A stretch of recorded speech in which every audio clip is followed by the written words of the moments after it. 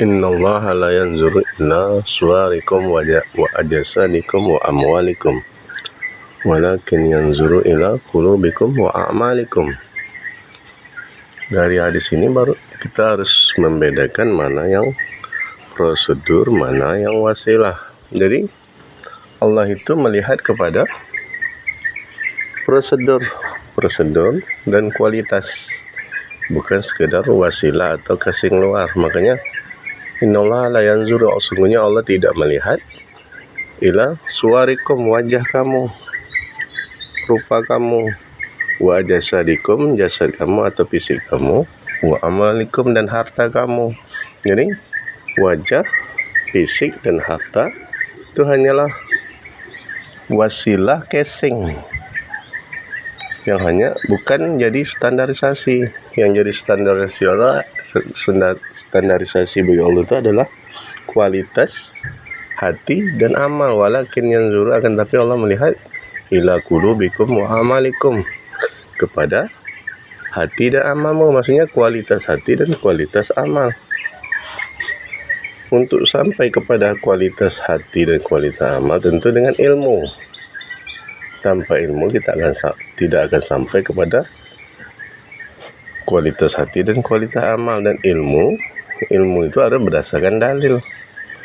Karena agama itu asalnya dalil, wahyu. Ini dalil dari Al-Quran dan Sunnah dengan pemahaman para sahabat. Jadi intinya adalah takwa. Jadi untuk mencapai derajat takwa itu dengan ilmu, dengan iman.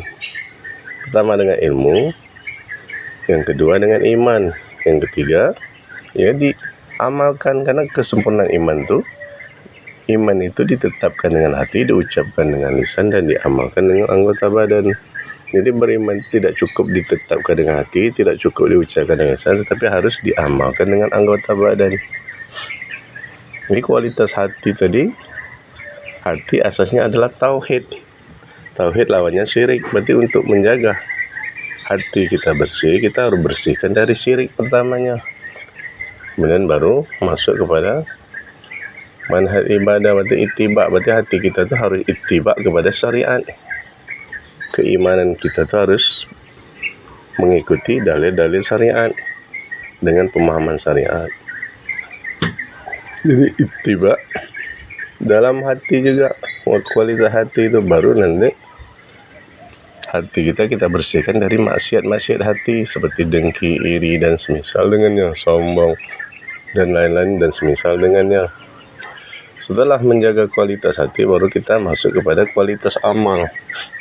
Sebelum masuk kualitas amal, tentu kita harus tahu syarat sah amal, syarat sah ibadah. Syarat sah ibadah pertama ikhlas, itu tadi masalah hati tadi. Yang kedua ittiba adalah mengikuti dalil perintah. Man amila amalan laisa ali amruna fahuwa raddun. Barang siapa melakukan amal tidak ada perintahnya dari kami, maka ianya tertolak, raddun, tidak diterima.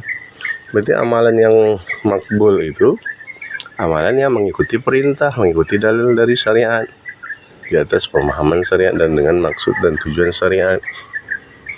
Jadi hati tadi, kualitas hati itu adalah tauhid, sedangkan kualitas amal adalah ittiba. Sesuai dengan syahadat kita, asyhadu an la ilaha illallah, itu adalah hakikat tauhidnya. Wa asyhadu anna muhammadar rasulullah, itulah hakikat ittiba. Masuk kepada syarat sah amal tadi. Jadi syarat sah amal adalah tauhid dan ittiba. Di dalam tauhid itu ada ikhlas, ada iman, ada khusyuk, ada tawaduk, dan semisal dengannya. Jadi kembali, untuk supaya amalan kita makbul dan berkualitas, ya kita harus bertauhid dan berittiba. Lawannya adalah syirik dan bid'ah. Jadi supaya amalan kita tidak rusak, tidak terhapus, dan tidak tertolak, berarti pertama harus bertauhid dengan benar. Yang kedua harus ittiba tanpa bid'ah sedikit pun. Amalan